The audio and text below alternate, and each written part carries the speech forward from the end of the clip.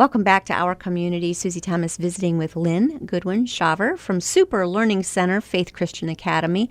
As far as we know, and if you know differently, let us know, the only Christian, faith-based school geared towards children with special needs.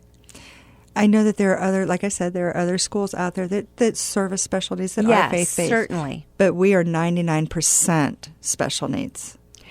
And having such success, that is what's so exciting. You've received lots of recognitions. Let's talk about some of that. I know you don't like to brag, but I'm sorry. I'm making you. We are a professional career development center for Akron U. Many of their students come through and spend some time with us as they're becoming intervention specialists. We also have them there as student teachers. We have partnered with Malone in the same areas, student teaching, and their students coming through and spending some time with these very talented, gifted, unbelievably amazing intervention specialists that are on my staff. Mm-hmm. We also have the component of Stark State. Their occupational therapists for their CODAs do one semester every week, 8 hours a week in our building as their clinicals. Each semester we get new students coming through, learning our program, working with us, working with Stark State to get a handle on what it's like working with children that may have social behaviors.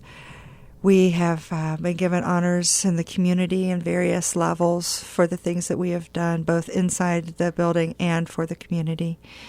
We are very honored to have the Rotary come in every year and do unbelievable things for our students. Santa Claus visits every year. Every year, every student in the building gets a gift from Santa. It's a huge celebration.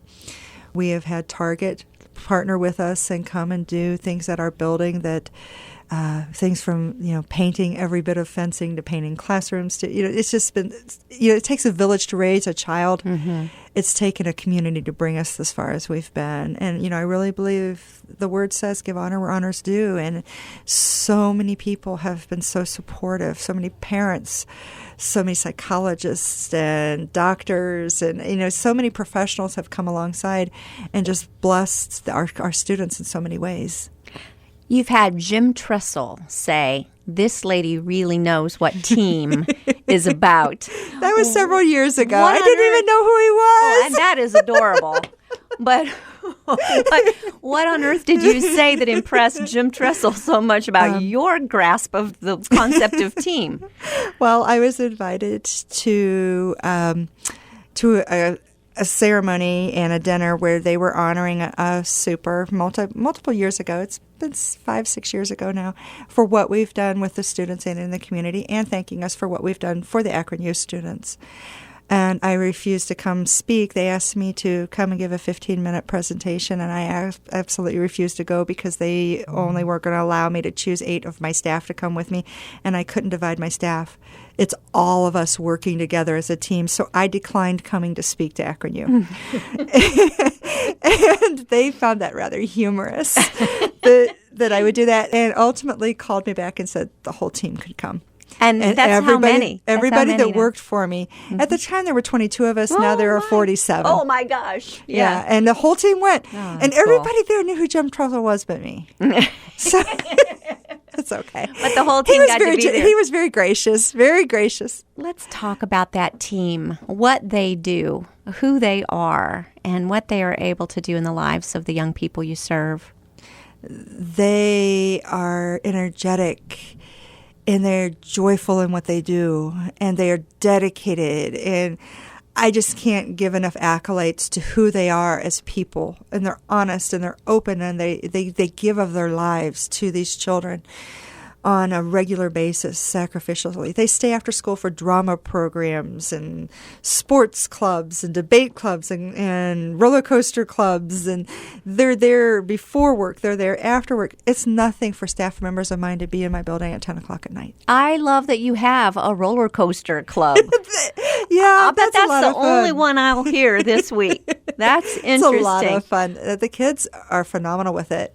They started out with a competition with Cedar Point on building a roller coaster, and they had so much fun competing in that every year now they build coasters, and some of their coasters are up to 6 feet long and 4 feet high that they're building. And we present those at our academic fair in April during Autism Awareness Month. We do a big open house and academic fair, and the kids display their roller coasters during that time. I always wonder, as we're tipping over the top of one of those things about to go down, thinking, who was the person who figured out that this was okay, that you could do this? Yeah. And your students are actually getting a chance to figure out the physics of it, yes? They're having a blast with it. And last year they have taken it to the next level where they were able to motorize them. And so these roller coasters are running during these presentations. It is phenomenal to see. And they collaborate on it. They work in teams of 4 to 6 building these. And they begin in January, and they have to finish them by April. Where do you find your students? Where do they come from? Honestly, we've been very blessed. 99% of our students have come from word of mouth. And that says a lot for my staff and who they are and what they do. People talk about how successful we've been. It's very rare that I run an ad or that I do anything other than our website. And on our website, we've got these just unbelievably perfect testimonies by the kids. The kids do a lot of calling their friends and bringing their friends. But I think a lot of it goes back to prayer. Every year I start about this time. Lord, who's supposed to be here in September? What number are we supposed to be at? What should we believe for? How many kids? What teachers do we need? And we work very hard to try to put the teachers with the personalities that they can teach the best. You alluded to this a little bit earlier, but let's circle back to it. It's one thing to be successful academically, and you're certainly able to achieve that. The proof is in the pudding again, what the children have been able to do. But it's also so important in your mission to be able to teach the entire child, to bring out all that God designed each and every one of those children to be. Yes. Say your slogan again, your motto. Well, we believe that we are influencing and changing the world one child at a time. Mm-hmm. And there was something about that every child is made for a purpose. Every child is created on purpose for a purpose. On purpose. That is our mission, to find what that purpose is for that child and to change the trajectory of their life, get them moving in the direction they need to be. So when we're talking about somebody whose challenge is being in a social setting, knowing how to navigate a conversation with someone, eye contact with someone, how do you do that, Lynn? Well, a lot of prayer. A lot of times it's just a gut instinct once you've been doing it so long, because each child is different. We have social skills classes. We have highly trained teachers that instinctively know what to do. Many of my staff members have a close family member that is dealing with some type of special need, so we go home to it. So it's like our air that we breathe. Mm-hmm. But I believe mostly it's because we pray. And we learn the kids, and we know the kids. We know what's abnormal for them. We know what will cause distress in their day or anxiety. We're very proactive to make sure that the day runs smoothly as possible. One can walk into our building, and even during transitions, things are just calm and smooth.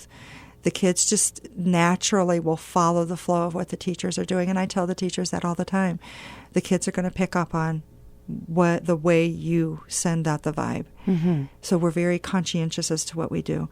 We have a lot of nonverbal clues to the kids as well, to remind them if we're in a setting and we're there and someone is visiting, we'll do nonverbal clues to remind them behaviors, and they understand that. So they will fall in line with that. When they see those nonverbal clues, many of the kids have charts that have written clues for them so that they're daily looking through that. And I think the bottom line of it, though, is trust. They trust our staff so much that 3 years ago, there was a school of choice rally for the governor down in Columbus, and they sent charter buses, and every child in my school from 7th through 12th grade went. We took 4 buses. Wow. And we went down to that.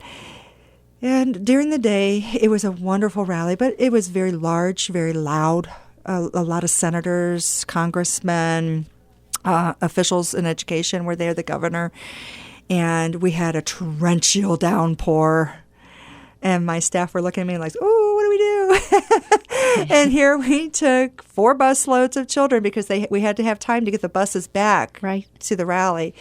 And we took them underground to a parking deck and took them and put them in an area of the parking deck that the governor's office had that area cleared out to where we were able to take them because we were the only school that was 100% special needs that was with us. And I was praying the whole way, Lord, please don't let us have what we would call a meltdown, when a child would have a behavior because of something. Right. And we walked single file with teachers and breaking in between, all the way through the rally, down a block, down steps, into a basement, through the parking lot, and into the area that they have designated for us to be. It was time for lunch. The kids were not fed yet. We had to wait for 45 minutes. Oh, my. The children walked silently with a full thunderstorm going on around them. Well, if you don't believe in miracles... It was amazing. There you go, it was right amazing. There. That is. And then when we got to the area, my team immediately went into a mode of getting the children's minds off of what we were doing. And they broke them up into their groups with their teachers. They were playing games like telephone with them. They were playing I Spy with different groups.